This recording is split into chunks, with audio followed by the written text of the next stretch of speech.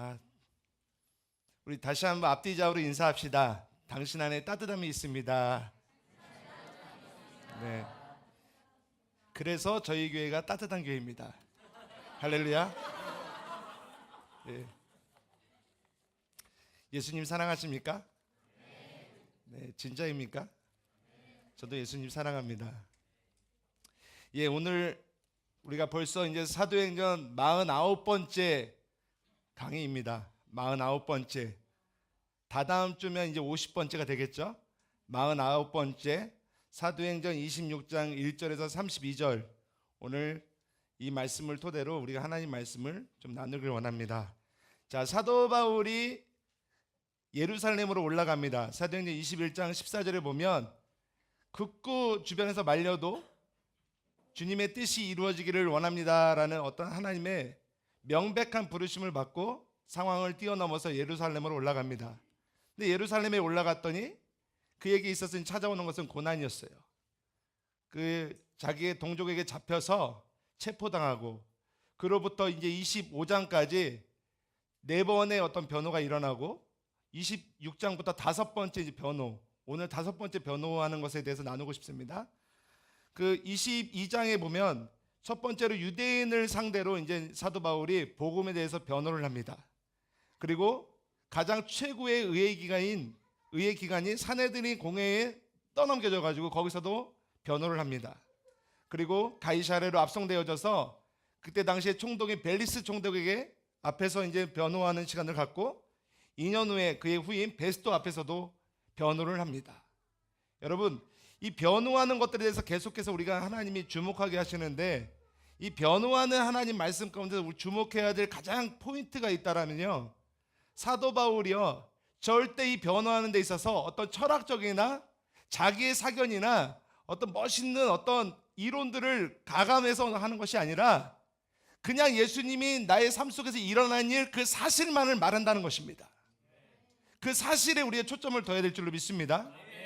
변론하는데 그 사실에 초점이 있다는 것이에요. 오늘 사도행전 26장 1절에서 32절 이 다섯 번째 이제 변론이 나오는데 이 다섯 번째 변론 또한 사도 바울은 다른 거 이야기하지 않습니다. 자기의 삶 속에서 일어난 사건들, 일어난 사실만을 이야기한다는 것이에요. 그 사실들이 어떻게 이야기가 되고 있는지 오늘 본문 말씀을 한번 같이 읽도록 하겠습니다. 사도행전 26장 1절입니다. 좀 깁니다. 1절부터 32절까지인데 여러분 읽으시면서 좀 그림을 잘 그리셨으면 좋겠어요. 제가 먼저 읽고 여러분이 읽고 그렇게 교독하도록 하겠습니다. 제가 읽겠습니다. 그때 아그리빠가 바울에게 말했습니다. 내 자신을 위해 변호할 것을 허락하노라. 그러자 바울은 손을 들어 변호를 시작했습니다. 아그리빠 왕이여, 제가 오늘 당신 앞에 서서 유대 사람들의 모든 모함에 대해 저 자신을 변호하게 된 것을 다행으로 여깁니다. 특히 왕께서는 모든 유대 관습과 문제에 대해 잘 알고 계시니 더욱 그렇습니다. 그러니 제 말을 끝까지 들어주시기를 간절히 바랍니다. 유대 사람들은 제가 어릴 적부터 제 고향과 예루살렘에서 어떻게 살아왔는지 다 알고 있습니다. 그들은 오랫동안 저를 알았고 제가 우리 종교의 가장 엄격한 종파를 쫓아 바리새파 사람으로서 어떻게 살았는지 증명할 수도 있을 것입니다. 그런데 제가 오늘 재판을 받는 것은 하나님께서 우리 조상들에게 약속하신 것에 소망을 두고 있기 때문입니다. 이것은 우리 12지파가 밤낮으로 하나님을 열심히 섬기면서 이루어지기를 바라던 바로 그 약속입니다. 왕이여, 바로 이 소망 때문에 유대 사람들이 저를 고소하고 있는 것입니다. 여러분은 왜 하나님께서 죽은 사람을 다시 살리신다는 것을 믿지 못할 일로 생각합니까? 저도 한때는 나사렛 예수의 이름을 반대하기 위해서라면 무엇이든 다 해야 한다고 확신했던 사람입니다. 제가 예루살렘에서 했던 일이 바로 그런 일입니다. 대제사장들의 고난을 받아 많은 성도들을 감옥에 가두었고 그들이 죽임을 당할 때 찬송했습니다. 여러 회당들을 다니며 그들을 여러 번 처벌했으며 강제로 그들에게 모독하는 말을 하도록 했습니다. 그들에게 격분한 나머지 다른 나라 도시까지도 찾아가 핍박했습니다. 그런 일로 다니던 가운데 나는 대제사장들의 권한과 위임을 받아 다메섹으로 가고 있었습니다. 정오쯤이었는데 오 왕이여 길을 가고 있는데 하늘로부터 해보다 더 밝은 빛이 저와 제 일행을 둘러싸며 비추었습니다. 우리는 모두 땅에 엎드려졌습니다. 그때 제게 히브리 말로 말씀하시는 음성이 들렸습니다. 사울아 사울아 내가 왜 나를 핍박하느냐 가시채찍을 뒷발질해봐야 너만 다칠 뿐이다. 그래서 제가 물었습니다. 주여 당신은 누구십니까? 그러자 주께서 대답하셨습니다. 나는 내가 핍박하는 예수다. 이제 일어나 똑바로 서거라. 내가 내게 나타난 것은 너를 내 일꾼으로 삼아 내가 본 것과 앞으로 내가 내게 보여줄 것을 사람들에게 증거하도록 하기 위함이다. 내가 이 백성과 이방 사람들에게서 너를 구원해 이방 사람들에게 보낼 것이다. 이제 너는 그들의 눈을 뜨게 하고 그들을 어둠에서 빛으로 사탄의 권세에서 하나님께로 돌아오게 해 그들이 죄 용서를 받고 나를 믿어 거룩하게 된 사람들 가운데 기업을 얻게 할 것이다. 아그리빠 왕이여, 그래서 저는 하늘에서 보여주신 이 환상에 거역하지 않고 먼저 다메섹 사람들에게, 다음으로 예루살렘 사람들과 온 유대 사람들에게, 그리고 이방 사람들에게까지 그들이 회개하고 하나님께 돌아가 회개에 합당한 행동을 보이라고 선포했습니다. 바로 이 때문에 유대 사람들이 성전에서 저를 붙잡아 죽이려고 했던 것입니다. 그러나 저는 바로 이날까지 하나님의 도움을 받아왔기에 여기 서서 높고 낮은 모든 사람들에게 증언하고 있는 것입니다. 저는 모세와 예언자들이 앞으로 일어나리라고 예언한 것 외에는 아무것도 말하지 않았습니다. 그것은 그리스도께서 고난을 당하셔서 죽은 사람들 가운데 가장 먼저 부활하심으로 이스라엘 백성과 이방 사람들에게 빛을 선포하시리라는 것입니다. 바울이 이같이 말하자 베스도가 바울의 번호를 가로막으며 소리쳤습니다. 바울아, 내가 미쳤구나. 내 많은 학식이 너를 미치게 했구나. 바울이 대답했습니다. 베스도 각하, 저는 미치지 않았습니다. 제가 드리는 말씀은 사실이며 제정신으로 하는 말입니다. 왕께서는 이 사실을 알고 계심으로 제가 거리낌 없이 말할 수 있습니다. 이것은 어느 한 구석에서 일어난 일이 아니기 때문에 어떤 것 하나라도 왕께서 모르고 넘어가셨을 리 없다고 저는 확신합니다. 아그리빠 왕이여, 예언자들을 믿으십니까? 왕께서 믿으시는 줄 제가 압니다. 그러자 아그리빠가 바울에게 말했습니다. 내가 이 짧은 시간에 나를 그리스도의 사람으로 만들 수 있다고 생각하느냐? 바울이 대답했습니다. 짧은 시간이든 긴 시간이든 왕뿐 아니라 오늘 제 말을 듣고 있는 모든 분들이 이 쇠사슬을 제외하고는 저처럼 되기를 하나님께 기도합니다. 그러자 아그리빠 왕이 일어났고 베스도 총독과 보니게 그리고 그들과 함께 앉아있던 사람들도 다 일어났습니다. 그들은 밖으로 나가면서 이 사람은 사형이나 징역을 받을 만한 일은 하지 않았다라고 서로 말했습니다. 아그리빠는 베스도에게 이 사람이 황제께 상소만 하지 않았더라도 석방될 수 있었을 것이오 라고 말했습니다. 아멘. 네. 아멘. 자, 베스도와 아그리빠 앞에서 이제 바울이 다섯 번째 변호를 시작합니다. 베스도와 아그리빠가 어떤 사람들입니까? 그 당시 최고의 권력자들이었습니다. 고도의 정치 감각들이 있는 사람들, 고도의 정치에 아주 입김이 있는 사람들, 말 한마디에 죽고 사는 권세를 가진 자들 앞에서 바울이 이제 변호하기 시작한다는 것입니다. 그러나 이 바울은 절대 주눅들지 않고 차근차근 풀어가는데 여기 안에 이 바울이 이제는 자기에게 일어난 일들을 정확하게 피력하기 시작합니다. 여러분, 사람은요 사면초가 앞뒤 꽉 막히기 시작하고 무엇인가 더군다나 이런 정치적인 세력 앞에서 자기의 생사가 걸려있는 이런 아주 위기 속에서 위기를 어떻게 하면 모면할 것인지 충분히 생각할 수 있습니다. 이 상황에서 자기의 어떤 상황들을 뛰어넘을 수 있는, 모면할 수 있는 방법들을 구안해낼 수 있다는 것이에요. 근데 바울은 절대 그렇게 하지 않습니다. 어떠한 변명도 하지 않고 그냥 있는 그대로 자신 있게 말하기 시작한다는 것입니다. 왜 그렇습니까? 바울이 만난 복음이 진짜였기 때문인 것입니다. 바울이 만난 복음, 예수님이 자기의 인생을 바꿀 만한, 자기의 인생을 던질 만한 확실한 분이었기 때문이라는 것이에요. 사랑하는 여러분, 이런 예수님을 여러분 날마다 경험하시기를 주의 이름으로 축원합니다. 이 예수님을 더욱더 경험하셨으면 좋겠어요. 내가 어떠한 사람, 내가 높은 자나 낮은 자나 내가 어떤 사람과 동일한 그 앞에서 나의 인생을 바꿔놓으신 예수님을 말할 수 있는 사람. 오늘 사도 바울이 그런 사람이었고, 오늘 더 나가서 이 모든 오메가 사랑하는 귀한 청년들 위해 여러분도 이와 같은 복음의 열정들이 일어나길 주의 이름으로 축원합니다. 그러면서 자신에 대해서 이제 이렇게 이야기합니다. 특별히 이제 자신을 어떻게 이제 하나씩 풀어가냐면 3절에 보니까 이렇게 얘기합니다. 특히 왕께서는 모든 유대 관습과 문제에 대해서 잘 알고 계시니 더욱 그렇습니다.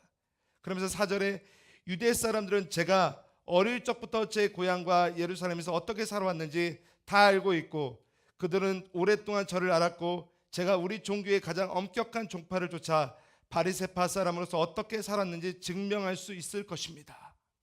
바울은 바리새파 사람이었습니다. 가말리엘의 당대 최고의 스승 밑에서 배웠던 최고의 학자였습니다. 그런 바울, 그런 바리새파. 여러분, 이 바리새파라는 의미가 어떤 의미냐면 분리주의자가 바리새파예요. 다시 말해서 여기 바울이 잡혀온 이유가 있습니다. 그 이유가 무엇이냐면 먼저 6절 7절 다시 한번 읽어볼까요? 6절 7절입니다. 시작. 그런데 제가 오늘 재판을 받는 것은 하나님께서 우리 조상들에게 약속하신 것에 소망을 두고 있기 때문입니다. 이것은 우리 12지파가 밤낮으로 하나님을 열심히 섬기면서 이뤄지기를 바라던 바로 그 약속입니다. 왕이여, 바로 이 소망 때문에 유대 사람들이 저를 고소하고 있는 것입니다. 네. 아멘. 오늘 사도 바울이 재판을 받는 목적에 대해서 이야기합니다. 재판을 받는 목적. 자, 바로 그것이 무엇입니까? 그 조상들이 그동안 소원해왔던 소망과 그 약속 때문에 재판을 받는다고 이야기해요. 유대인들에게 있어서 소망과 약속은 무엇입니까? 유대인들에게 있어서 소망과 약속은 무엇이냐면 메시아예요. 메시아. 오늘 메시아에 대한 차이 때문에 오늘 사도 바울이 변호하기 시작하고 또 재판을 받는다고 이야기하는 것이에요. 그때 당시 유대 사람들에게 있어서는요, 메시아는 우리들의 메시아지 이방인들의 메시아가 아니에요. 그 약속은 우리들의 약속이지 이방인들의 약속이 아니에요. 바리새파가 바로 그것입니다. 분리주의. 다시 말해서 선민 사상을 가진 자들. 말씀은 우리의 것이지 우리와 다른 이방인들에게 있어서 그 말씀은 그들의 말씀이 아니라는 것이에요. 근데 사도 바울도 이러했다라고 이야기합니다. 그 말씀 때문에 그 메시아와 한 차이 때문에 자기도 여전히 어떻게 해요? 여전히 동일하게 아그리빠와 베스토처럼 그보다 더 심하게 그 메시아 예수님의 앞잡이들을 쫓아갔던 최고의 선봉자라고 이야기합니다. 자, 8절 말씀 한번 다시 보겠습니다. 시작. 여러분은 왜 하나님께서 죽은 사람을 다시 살리신다는 것을 믿지 못할 일로 생각합니까? 자, 9절도 같이 읽겠습니다. 시작. 저도 한때는 나사렛 예수의 이름을 반대하기 위해서라며 무엇이든 다 해야 한다고 확신했던 사람입니다. 아멘. 아멘. 예, 나사렛 예수의 이름을 반대하기 위해서 다 모든 일을 했다고 이야기합니다. 그 일이 무엇이었냐면 대제사장들의 권한을 받아 성도들을 감옥에 가두고 그들이 죽임을 당할 때 찬성했고, 또 강제로 그들을 모독하고 격분한 나머지 다른 나라 도시까지 찾아가서 핍박했던 사람이에요. 그게 바로 사도 바울이었어요. 근데 사도 바울이 어떻게 됩니까? 다메섹 도상에서 이제 예수님을 만나기 시작합니다. 그 다메섹 도상에서 만난 예수님이 어떤 예수님이었냐면, 자, 14절 15절 같이 읽겠습니다. 시작. 우리는 모두 땅에 엎드려졌습니다. 그때 제게 히브리 말로 말씀하시는 음성이 들렸습니다. 사울아, 사울아, 내가 왜 나를 핍박하느냐? 가시채찍을 뒷발질 해봐야 너만 다칠 뿐이다. 그래서 제가 물었습니다. 주여, 당신은 누구십니까? 그러자 주께서 대답하셨습니다. 나는 내가 핍박하는 예수다. 예, 아멘. 예수님을 만났어요. 그 전까지만 해도 예수님을 메시아로 인정할 수 없었습니다. 유대인들이 생각했던 메시아와는 어떤 메시아냐면 정치적인 메시아예요. 힘 있고 강하고 탁월하고 우리 민족을 어떤 나라 민족보다도 뛰어나게 가장 높은 자리에서 권위를 갖고 다스릴 수 있는 가장 탁월한 메시아를 그들은 생각하고 있었습니다. 그렇기 때문에 예수님을 받아들일 수가 없었어요. 그들의 교리상. 십자가에서 죽으신 분이, 나사렛에서 태어난 분이, 또 베들레헴에서 말구에 태어나신 그분께서 어떻게 우리의 메시아가 될 수 있는가? 나약한 그분이 전혀 그 메시아를 인정할 수 없었습니다. 나 사도 바울은 어떻게 경험합니까? 바로 그 핍박했던 예수를 다메섹 도상에서 만났다는 것입니다. 만났다는 것이에요. 거기서부터 바울의 새로운 인생이 시작될 뿐만 아니라 바울은 거기서부터 하나님의 다시 새로운 콜링을 받고 하나님의 사역자로 서기 시작합니다. 사랑하는 여러분, 우리의 인생에 있어서 가장 중심은 예수 그리스도인 줄 믿습니다. 예수가 우리 삶 속에 들어오셔야지만 우리는 새롭게 시작할 수 있습니다. 예수가 없는 삶은 우리의 삶이 아닌 것이에요. 성경에 보면 하나님이 하나님의 나를 계수한다라고 이야기해요. 근데 그 나를 계수하는 것은 어떻게 계수하냐면 주의 날, 바로 예수님이 계실 때 계시는 사건, 또 예수님이 내 삶 속에서 역사하셨던 그때와 그 전후로 나눈다는 것입니다. 오늘 다시 한번 여러분에게 촉구합니다. 여러분 삶 속에 예수님을 아직도 인격적으로 만나지 못했다라면 다시 한번 그 예수님을 찾으시는 여러분 되시길 소원합니다. 그 예수님을 만나셔야 돼요. 그 예수님을 만나셔야지만 인생의 모든 실마리가 풀어지기 시작해요. 내가 누구인지 알기 시작해요. 그 예수님을 만나야지만 내 인생이 다시 한번 내 인생이 꽃이 피기 시작한다는 것입니다. 그래서 입술로만 고백하는 예수님이 아닌 것이에요. 내 삶으로 말할 수 있는 예수님인 것입니다. 여러분의 인생을 바꾸신 예수님, 그 예수님이 여러분 삶 속에 확실한 증거가 있는 것이 바로 예수님, 그 복음이 있어야지만 예수님을 그래도 만났다고 이야기하는 것이에요. 사도 바울은 그런 예수님을 만났다라고 고백하는 것입니다. 그러면서 그 바울은 하나님으로부터 다시 소명을 받습니다. 16절에서 18절 같이 읽겠습니다. 시작. 이제 일어나 똑바로 서거라. 내가 내게 나타난 것은 너를 내 일꾼으로 삼아 내가 본 것과 앞으로 내가 내게 보여줄 것을 사람들에게 증거하도록 하기 위함이다. 내가 이 백성과 이방 사람들에게서 너를 구원해 이방 사람들에게로 보낼 것이다. 이제 너는 그들의 눈을 뜨게 하고 그들을 어둠에서 빛으로 사탄의 권세에서 하나님께로 돌아오게 해 그들이 죄 용서를 받고 나를 믿어 거룩하게 된 사람들 가운데 기업을 얻게 할 것이다. 아멘. 예수님을 만납니다. 그래서 그 예수님 앞에서 하나님, 이제는 바울의 인생에 새로운 콜링이 일어나기 시작해요. 16절에 똑바로 일어서거라. 내가 내게 나타난 것은 너를 내 일꾼으로 삼아, 예수님이 바울에게 나타난 것은 내 일꾼으로 삼아 내가 본 것과 앞으로 내가 내게 보여줄 것을 사람들에게 증거하도록 하기 위함이다 라고 말씀합니다. 그 증거의 내용이 무엇입니까? 18절에 나오죠. 너는 그들의 눈을 뜨게 하고 그들을 어둠에서 빛으로 사탄의 권세에서 하나님께로 돌아오게 그들이 죄의 용서를 받고 나를 믿어 거룩하게 된 사람들 가운데 기업을 얻게 할 것이다 라고 말씀하신 거예요. 새로운 하나님에 대한 체험을 하기 시작해요. 그리고 그 인생에 다시 새로운 소명 가운데 놓여지기 시작합니다.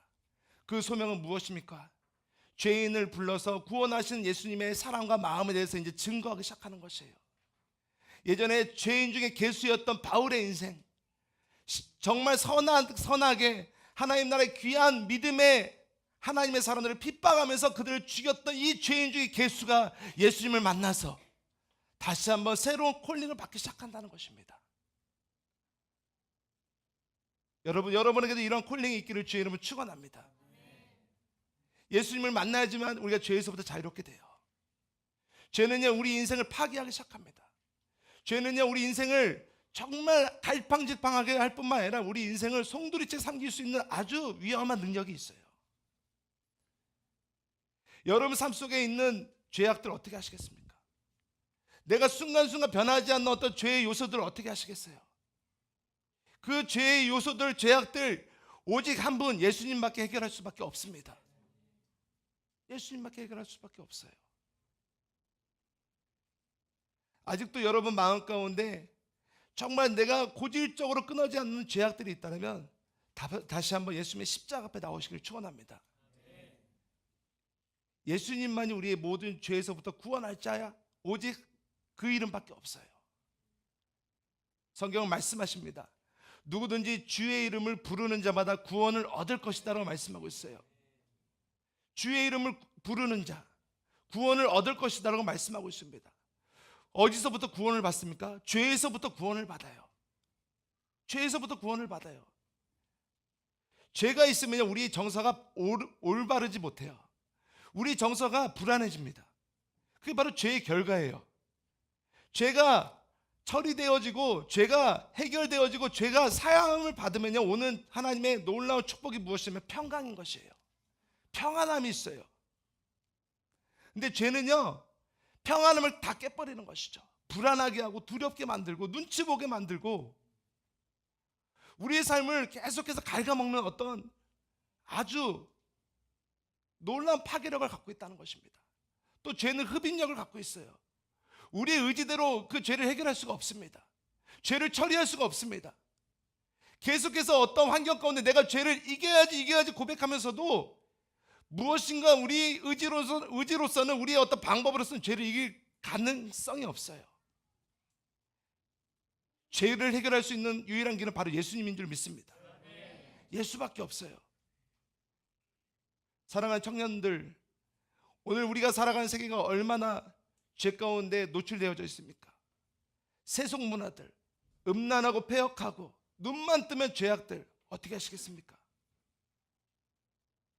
바로 이때가 바로 우리의 소망이신 예수님을 붙들 때라고 저는 믿습니다. 붙들 때예요. 예수님을 만나야 돼요.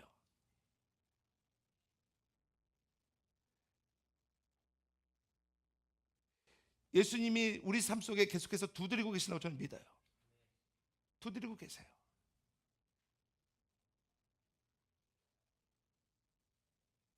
오늘 사도 바울에게 예수님이 나타나셨습니다. 사도 바울에게 나타난 예수님께서 사도 바울에게 계시하시죠. 그리고 새로운 콜링을 주십니다. 죄에서부터 다시 그를 구원하시는 하나님의 놀라운 섭리들이 이제 풀어지기 시작합니다. 여러분, 사도 바울이 경험한 이 계시와 환상들이 너무 중요합니다. 그런데 이 계시와 환상이 중요하지만 더 중요한 것이 있습니다. 사람들은 계시를 좋아해요.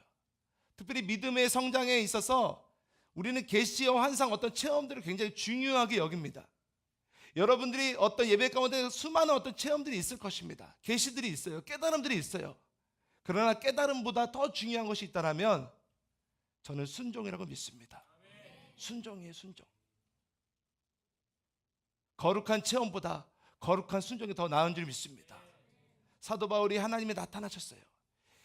그를 향한 하나님께서 새롭게 계시하셨고 환상을 보여주셨고 그가 앞으로 해야 될 일들을 보여주셨지만 사도 바울은 거기서 멈추지 않고 한 단계 더 나가기 시작합니다. 자, 그것이 바울의 사역인데, 자 19절부터 20절까지 우리 함께 같이 읽겠습니다. 시작. 아그리빠 왕이여, 그래서 저는 하늘에서 보여주신 이 환상에 거역하지 않고 먼저 다메섹 사람들에게, 다음으로 예루살렘 사람들과 온 유대 사람들에게, 그리고 이방 사람들에게까지 그들이 회개하고 하나님께 돌아와 회개에 합당한 행동을 보이라고 선포했습니다. 아멘. 아멘. 환상에 거역하지 않았다고 얘기해요. 거역하지 않았다. 거역하지 않았다는 얘기는 어떤 얘기냐면 순종했다는 얘기입니다. 순종하는 여러분 되시기를 주의 이름으로 축원합니다. 하나님의 계시와 말씀이 좋습니다. 내 영혼을 자유케 하는데 어떤 그것이 첫걸음이에요. 그러나 그 첫걸음만으로는 불충분하다는 것이에요. 그 첫걸음을 한 단계 더 나가서 우리 삶으로 살아내고 순종해낼 때 비로소 하나님의 뜻이 이 땅에서 이루어지는 것입니다. 20절 뭐라고 말합니까? 다메섹 사람들에게, 다음으로 예루살렘 사람들과 온 유대 사람들에게, 그리고 이방 사람들에게까지 그들이 회개하고 하나님께 돌아와 회개하고 그것을 행동으로 보이라고 선포했습니다. 바로 사도행전 1장 8절의 말씀을 그는 하나님 앞에 살았다는 것이에요. 사도행전 1장 8절이 무엇입니까? 오직 성령이 너희에게 임하시면 너희가 권능을 받고 예루살렘과 온 유대와 사마리아와 땅끝까지 이르러 내 증인이 될 것이다. 내 증인, 내 삶을 살았다는 것입니다. 이게 바로 사도 바울이었어요. 여러분에게 다시 한번 권면해 드립니다. 하나님이 주신 말씀들이 있어요. 예배 때마다 계속해서 하나님이 주신 꼴들이 있어요. 또 여러분 삶을 바꾸기 위해서 또 내가 해야 될 어떤 지침들이 하나님께서 계속 주십니다. 여러분 거역하지 마십시오. 거스리지 마십시오. 순종할 때 여러분 삶 속에 주님의 뜻이 이루어지는 역사가 있을 것입니다. 우리 더 나가서 이제 하나님이 사도 바울에게 어떻게 은혜를 베푸신지 더 살펴보도록 하겠습니다. 24절 25절 같이 보겠습니다. 시작. 바울이 이같이 말하자 베스도가 바울의 변호를 가로막으며 소리쳤습니다. 바울아, 내가 미쳤구나. 내 많은 학식이 너를 미치게 했구나. 바울이 대답했습니다. 베스도 각하, 저는 미치지 않았습니다. 제가 드리는 말씀은 사실이며 제 정신으로 하는 말입니다. 사도 바울이 이제 더 변론하는 것이, 변호하는 것이 고조되기 시작합니다. 22절에 보니까 이날까지 하나님의 도움을 받아왔기에 여기 서서 높고 낮은 모든 사람들에게 증언하고 있는 것입니다. 저는 모세와 예언자들이 앞으로 일어나리라고 예언한 것 외에는 아무것도 말하지 않았다라고 이야기합니다. 여러분 이 말씀 붙드시길 주의 이름으로 축원합니다. 하나님의 도움을 받아 여기에 왔다라고 이야기해요. 하나님의 도움이 받아 여기까지 왔는데 그 도움에 대한 질이 달라요. 질이. 여러분 우리는 보통 하나님의 도움을 받았다라고 이야기하면 우리에게 있어서 필요들 채워졌을 때, 우리에게 있어서 인생 가운데 어떤 소원함들이 이루어졌을 때 하나님의 도움을 받았다라고 이야기해요. 근데 사도 바울은 거기에 자신의 어떤 필요와 자신의 어떤 문제에 대한 어떤 상황에 대한 하나님 해결하심에 어떤 하나님의 도움을 받았다고 이야기하는 것이 아니라 자기의 부르심을 이루고자 하는 하나님의 섭리 안에서 그분의 손길에 도우심을 받았다고 이야기하는 것입니다. 여러분에게 다시 한번 권면해 드리는 것은, 여러분 하나님께 도움을 받았다, 하나님이 내 삶 속에 은혜를 베푸셨다는 그 은혜의 질이 달라지길 주의 이름으로 축원합니다. 은혜의 질이 달라지길 축원합니다. 자신의 데스티니를 이루어가기 위해서 정말 일사각오로 어떤 환경도 그 걸림돌 없이 계속해서 뚫어가는 그분의 섭리, 그게 바로 하나님의 도움인 것이에요. 그러면서 그 도움을 받아서 어떻게 했습니까? 모세와 예언자들이 앞으로 일어나리라고 예언한 것 외에는 아무것도 말하지 않았다고 얘기해요. 제가 오늘 말하고자 하는 핵심이 이겁니다. 바로 사도 바울에게 있어서 사고방식, 그 가치체계는요, 믿음체계는요, 오직 예수 그리스도밖에 없었다는 것이에요. 예수 그리스도밖에 없었어요. 자, 그러면서 이 말을 계속해서 풀어가자 이제 24절에 보니까 베스도가 갑자기 흥분하기 시작해요. 뭐라고 이야기합니까? 내가 미쳤구나. 바울아, 내가 미쳤구나. 내 많은 학식이 너를 미치게 했다라고 이야기합니다. 베스도가 누굽니까? 총독이에요. 총독인 베스도가 흥분하기 시작합니다. 내가 미쳤구나. 여러분 여기에 이 상황을 잘 한번 생각해 보세요. 묘사해 보세요. 흥분하기 시작하는 거예요. 왜 흥분했겠습니까? 절대 바울이 굽히지 않는 아주 복음에 대한 분명한 확고부동한 믿음으로 선포하기 시작하니까 베스도의 영혼이 흔들리기 시작하는 거예요. 너무나도 정확하기 때문에, 너무나도 분명하기 때문에. 로마서 1장 16절에 이렇게 합니다. 이 복음은 모든 민족들의, 모든 믿는 자들에게 나타나는 하나님의 능력이라고 말씀하고 있어요. 복음은 하나님의 능력인 것입니다. 복음은 다른 것이 아니에요. 내가 예수님을 어떻게 만났는지, 그리고 예수님을 어떻게 만나고 난 후에 내 삶이 어떠했는지, 그러면서 예수님을 자랑하기 시작하는 것, 그게 바로 복음인 것이에요. 그 복음을 정확하게 이야기했을 때 베스도의 반응이 어떻습니까? 내가 미쳤구나. 내가 내 많은 학식이 너를 미치게 했다라고 이야기합니다. 근데 25절 보세요. 그런 흥분된 상황 가운데서 바울이 어떻게 더 차분하게, 더 분명하게 이야기합니다. 25절 다시 한번 읽겠습니다. 시작. 바울이 대답했습니다. 베스도 각하, 저는 미치지 않았습니다. 제가 드리는 말씀은 사실이며 제 정신으로 하는 말입니다. 26절도 읽겠습니다. 시작. 왕께서는 이 사실을 알고 계심으로 제가 거리낌 없이 말할 수 있습니다. 이것은 어느 한 구석에서 일어난 일이 아니기 때문에 어떤 것 하나라도 왕께서 모르고 넘어가셨을 리 없다고 저는 확신합니다. 아멘. 아멘. 상황을 더 압도하기 시작합니다. 더 압도하기 시작해요. 여러분, 제가 2004년도 이제 그 가을에 그 YM이라는 어떤 단체에서 하는 예수 제자 훈련학교 DTS에 들어갔습니다. 그 DTS는 어떤 거냐면 예수 제자 훈련학교예요.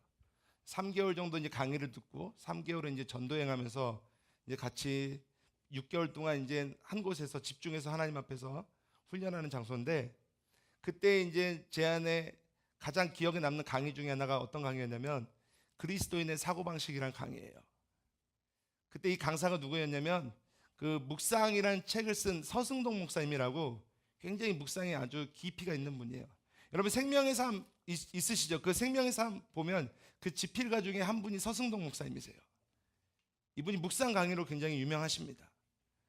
그런데 이분이 묵상 강의를 한 것이 아니라 그리스도인의 사고방식을 강의하셨어요. 그래서 사고방식 강의를 하면서 그 강의 중에서 제 마음에 가장 지금도 기억에 남는 것 중에 하나가 무엇이냐면 전도에 대해서 이야기합니다. 전도에 대해서 이야기하는데 전도를 한마디로 이렇게 정의하더군요. 전도는 상대의 사고방식을 점령하는 것이다 라고 이야기합니다. 그러면서 사고방식에 대해서 이야기하는데 이 사고방식은 무엇이냐면 믿음 체계예요. 믿음 체계.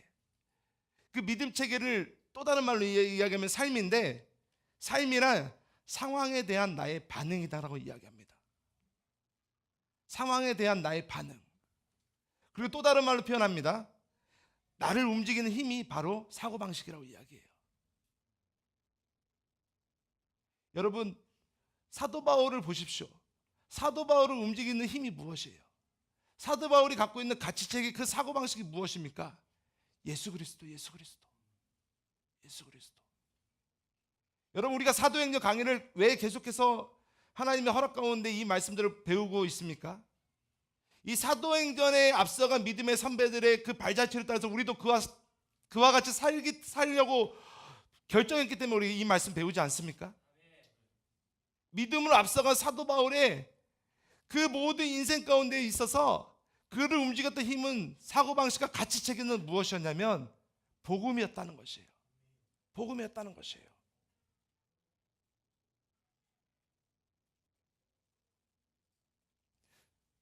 (23절에) 보니까 제가 다시 한번 읽겠습니다. 그것은 그리스도께서 고난을 당하셔서 죽은 사람들 가운데 가장 먼저 부활하심으로 이스라엘 백성과 이방 사람들에게 빛을 선포하시리라는 것입니다. 이렇게 얘기하는데 여기는 예수님의 십자가와 부활과 선교가 들어있다는 것이에요. 여러분을 움직일 수 있는 힘이 무엇입니까?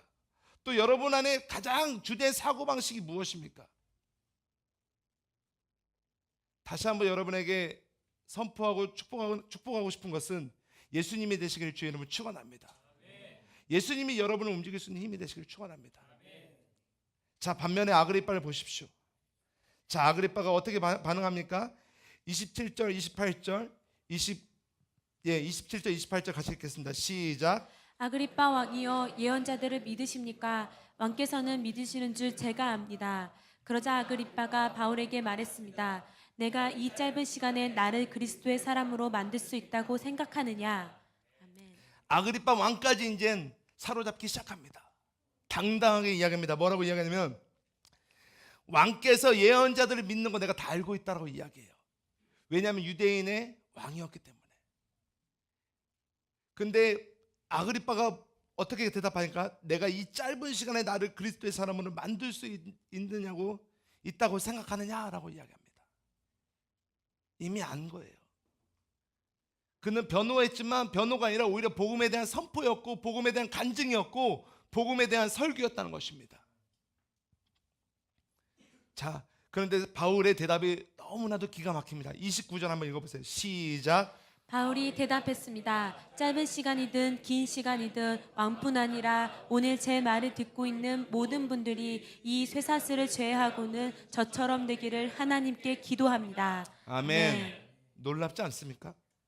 바울이 대답해요. 짧은 시간이든 긴 시간이든 왕뿐 아니라 오늘 제 말을 듣고 있는 모든 분들이 이 쇠사슬을 제외하고는 저처럼 되기를 기도합니다. 하나님께 기도합니다. 이렇게 고백해요. 사도 바울 안에 있는 그 가치와 신명이 무엇이 있는지 여러분 아십니까? 예수님, 그리고 예수님을 믿는 구원받은 자들의 수, 구원받는 무리들을 향한 하나님의 마음이 있었기에 이런 답변들이 나오기 시작한다는 것이에요.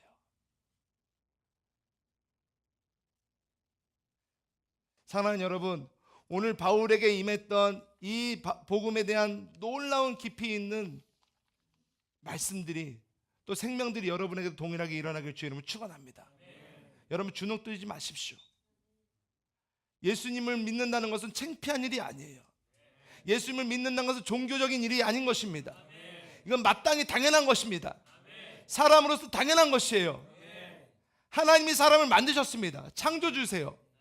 그 창조주께서 마땅히 우리를 죄에서부터 구원하시기 위한 그분의 사랑으로 말미암아 우리가 구원받았다면 다시금 그 창조의 원래 원형대로 우리가 살아가게끔 되어져 있다는 것입니다. 복음을 모르면 자기 자신을 몰라요. 예수를 믿는다는 것은 바로 자신을 안다는 것입니다. 내가 누구인지 안다는 것이에요. 여러분 오늘 이 말씀과 매칭이 되는 놀라운 예수님의 말씀이 있습니다. 예수님이 이 말씀을 이 바울에게 일어난 상황들에서 이미 예견하신 말씀들이 있어요. 이 말씀을 우리가 결론으로 삼고 좀 다시 한번 보겠습니다. 누가복음 말씀입니다. 누가복음 12장 4절에서 12절까지 보겠습니다.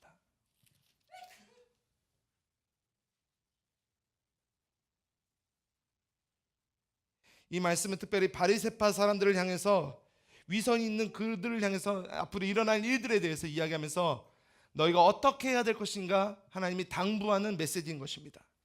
자, 4절부터 12절까지 제가 한 절 여러분이 한 절 같이 교독하겠습니다. 내 친구들아 너희에게 내가 말한다. 너희 몸은 죽일 수 있어도 그 후 더 이상 어떻게 할 수 없는 사람들을 두려워하지 말라. 너희가 두려워해야 할 분은 내가 보여주겠다. 몸을 죽인 후에 지옥에 던질 권세를 가진 그분을 두려워하라. 그렇다. 내가 너희에게 말한다. 그분을 두려워하라. 참새 5마리가 아사리온에 팔리지 않느냐. 그러나 하나님께서는 그중 참새 1마리까지도 잊지 않으신다. 하나님께서는 진정 너희 머리카락까지도 다 세시는 분이다. 두려워하지 말라. 너희는 많은 참새들보다 더 귀하다. 내가 너희에게 말한다. 누구든지 사람들 앞에서 나를 시인하면 인자도 하나님의 천사들 앞에서 그를 시인할 것이다. 그러나 사람들 앞에서 나를 부인하는 사람은 나도 하나님의 천사들 앞에서 그를 부인할 것이다. 누구든지 인자를 욕하는 사람은 용서받겠지만 성령을 모독하는 말을 한 사람은 용서받지 못한다. 회당이나 지도자들이나 권세 있는 자들 앞에 끌려가게 되더라도 스스로 어떻게 대답할까, 무슨 말을 할까 염려하지 말라. 같이 읽겠습니다. 성령께서 그때 내가 무슨 말을 해야 할지 가르쳐 주실 것이다. 아멘. 이 말씀이에요. 어떻게 보면 오늘 사도행전 26장에 있어서 핵심되는 말씀이기도 합니다.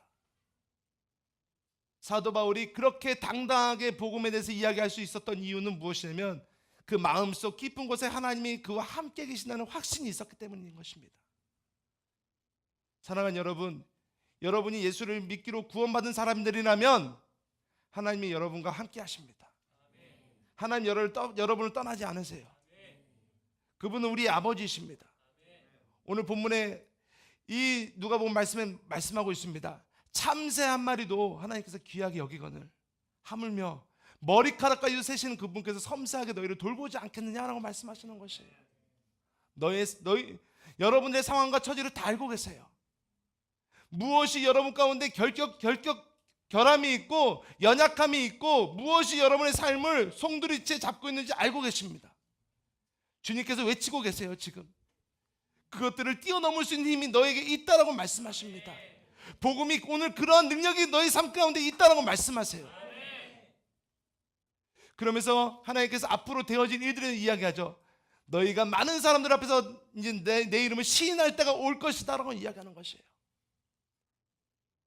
여러분, 지금부터 예수님의 이름을 시인하십시오. 예수님을 자랑하십시오. 예수님을 자랑하는 것이 마땅히 우리의 본분이고 우리의 부르심이고 우리의 정체성인 줄 믿습니다. 내게 주신 은혜가 너무나 큰 것이에요. 여러분, 우리는 죄인이었습니다. 죄의 삭은 무엇입니까? 사망이에요. 죽을 수밖에 없는 존재들입니다. 그런데 죽을 수밖에 없는 존재들을 예수님을 보내셔가지고 우리 안에 예수님의 복음을 듣게 하셔가지고 그 복음을 믿게끔 하셔가지고 우리로 하여금 그 죄에서부터 구원해서 생명으로 옮겨 놓으셨다는 것입니다. 이건 놀라운 것이에요. 놀라운 것이에요. 이거는 어떤 여러분의 인생 가운데 한 부분이 아닌 것입니다. 전부인 것이에요. 여러분 신앙을 여러분 인생 가운데 하나의 취미생활처럼 종교생활처럼 한 부분을 생각하는데 그게 아닌 것입니다. 우리 존재 자체가 바뀌어진 것이에요. 우리 신분이 바뀌어진 것입니다. 죄인에서부터 의인으로 바뀌어주신 거예요. 의인은 믿음으로 말미암아 살 것이다라고 이야기하지 않습니까? 여러분의 신앙의 수준이, 여러분의 신앙의 질이, 여러분의 신앙의 태도가 어디에 있습니까? 오늘 바울에게 다시 한번 우리가 이 말씀을 통해서 배우고 싶은 것은 무엇이냐면 바울은 오직 간단하게 이야기하자면 십자가 부활 그것을 증언하는 증인이었다는 것이에요. 오죽 그러게 했으면 뭐라고 이야기합니까? 나는 예수 그리스도 외에는 다른 것을 알기로 결정하지 않았, 다른 것을 알기로 결정하지 않았다고 얘기해요. 예수 그리스도 외에 다른 것은 배설물로 여긴다고 이야기해요. 왜냐하면 그 고귀한 것을 발견한 것이에요. 정말 놀라운 것을 발견한 것이에요. 여러분 이 예수님, 이 복음 앞에 여러분 인생을 다시 한번 던져보지 않으시겠어요? 한번 던져보십시오. 그럼 여러분의 인생이 놀라운 일들이 일어나기 시작할 것이에요. 그리고 주님께서 말씀하십니다. 회당이나 지도자들이나 권세 있는 자들 앞에 끌려가게 되더라도 여러분의 언어로 이야기하자면 여러분이 친구들이나 위기나 정말 복음 때문에 여러분의 손해볼 어떤 상황과 처지가 온다 할지라도 너희가 어떻게 대답할까 무슨 말을 할까 염려하지 말라고 이야기했어요. 뭐라고 이야기하십니까? 성령께서 그때 내가 무슨 말을 해야 할지 가르쳐 주실 것이다 라고 이야기합니다. 예수를 믿으면 성령께서 내주에 계십니다. 그 내주하신 성령께서 오늘날 우리에게 말씀하시는 분이세요. 목사님들이 사역자들이 계속 성령 충만을 외치는 이유가 있습니다. 그것이 무엇입니까? 여러분 삶을 더욱더 풍성하게 할 뿐만 아니라 모든 상황들을 넉넉하게 이겨갈 수 있는 힘들이 거기서부터 오기 때문에 성령은 무엇입니까? 진리의 영인 것이죠. 우리를 바른 진리 가운데 인도하시는 분이십니다. 내가 충분하게 주님을 배신할 수 있는 상황 가운데서도 성령이 두드리심으로 인하여서 배신하지 않고 인정하게끔 하고 충분히 내가 죄를 지을 수 있는 어떤 상황 가운데 온다 할지라도 성령이 내 속에서 계속해서 탄식함으로 중보하시는 그분의 눈물이 있기에 내가 죄 가운데서 충분히 이겨갈 수 있는 힘이 생기기 시작하고 바로 그 성령께서 여러분 삶 속에 일하신다는 걸 여러분 믿음으로 취하시길 주의 이름으로 축원합니다. 말씀을 마치겠습니다. 여러분 삶 속에 여러분을 움직일 수 있는 힘들이 무엇입니까? 사고방식이 무엇입니까? 그 사고방식이 예수님이 되시기를 주의 이름으로 축원합니다. 예수님 자체, 예수님 그분이 여러분을 움직일 수 있는 힘이 되시기를 축원합니다. 만약에 그것이 아니라면 다시 한번 점검해 보십시오. 예수님이 아니라면 여러분 다시 한번 주님께 나와서 회개하시고 다시 한번 예수님을 향해서 외치고 부르십시오.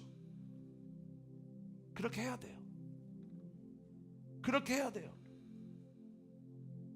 주님 말씀하십니다. 청년의 때 너의 곤고함이 이르기 전에 너의 창조주를 기억하라고 말씀하세요. 청년의 때 그것을 해야 돼요. 청년의 때 예수님을 더욱더 만나는 그 사건들이 더 많아져야 될 줄로 믿습니다. 청년의 때 확실하게 예수님이 인생의 뿌리가 되도록 계속해서 예수님과 더 친밀해져야 되는 그런 시간들이 많아져야 돼요. 예수님. 그래서 여러분이 예수님으로 충만해져서 어디에 가든 예수님을 말할 수 있는 것들이 있어야 돼요. 예수님을 자랑하는 것들, 내 인생을 바꾸신 예수님이 누구이신지 그런 예수님을 계속해서 증거하기 위한 경험들이 여러분 가운데 있기를 축원합니다. 우리 기도하시겠습니다.